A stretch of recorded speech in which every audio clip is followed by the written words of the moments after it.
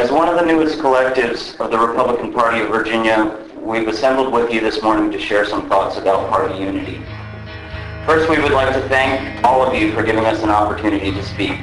Specifically, we would like to thank our chairman, Pat Mullins, as well as our individual district chairman for being more than accommodating throughout this process. We want to also acknowledge our national committeemen for their principled leadership. And finally, we want to extend our appreciation to the entire state delegation for accepting us into the Virginia Republican fold. We've asked for your audience today for a number of reasons that sit at the heart of our desire to be an active and enthusiastic part of the Republican Party.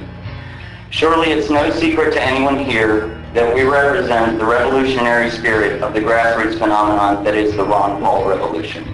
It's also no secret that our enthusiasm for a certain brand of conservatism has met at loggerheads with some of the other factions that comprise significant constituencies within the party as it exists today.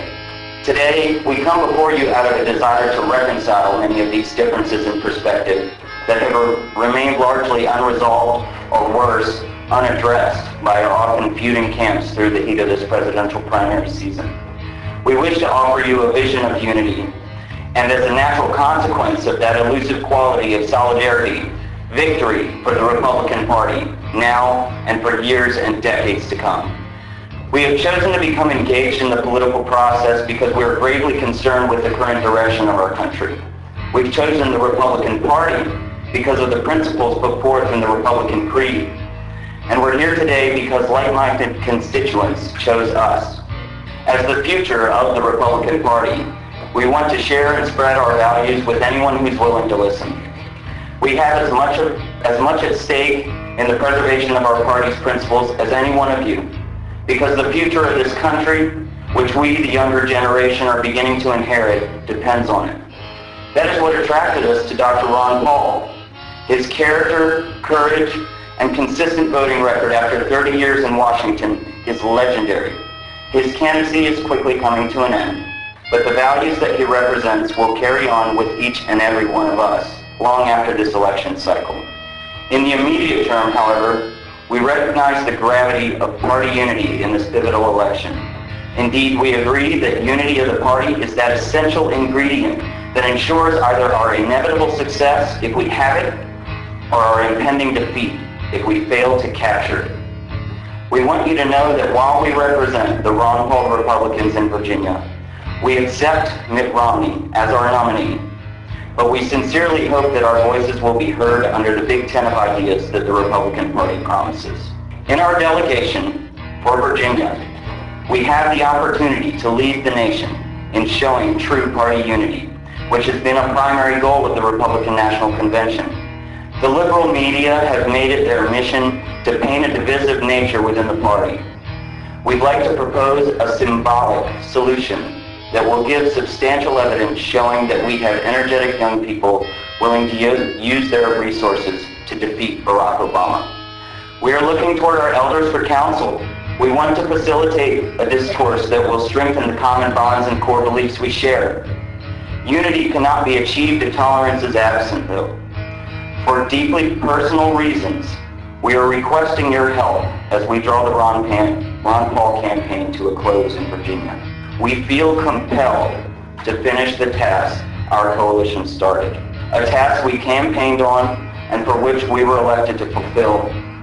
Allow us also to fulfill a pledge to our constituents and our conscience. We are humbly asking for your consent to allow us to put Ron Paul's name forth in nomination by signing on with us to the RNC form we brought with us this morning. Under Republican Party of Virginia rules, we are still pledged to vote for Mitt Romney. So this gesture has little tangible significance to our delegation or to the eventual nomination of Mitt Romney. But to those of us on this stage, inspired and enthusiastic about the future prospects of our party, it is imperative to us that we are allowed this voice. This is something we can take back from Tampa to our constituents that would ignite all those who we represent and evidence to them that the Republican Party of Virginia is ready to call them home to an effective political engine that includes and accepts them as people of integrity and indispensable value. We accept the concessions that must be made amongst the Ron Paul Republicans if we are to defeat President Obama in November. This is for the betterment of the party, and it is critical to the fate of the United States. As we extend our olive branch, we respectfully ask for this symbolic token from our delegation. We are in this for the long run. We understand our role is vital to the longevity of the Republican Party, and we are excited that Virginia has been a bellwether of party inclusion, as proven by the relative ease with which we have been welcomed and honored with such distinguishments as the positions we hold here. We ask that the ideas of liberty voiced by Ron Paul that closely reflect our Republican creed be accepted by any that are willing to make our party tent bigger. This is an opportunity to capture the enthusiasm and loyalty of an entire generation of Republicans.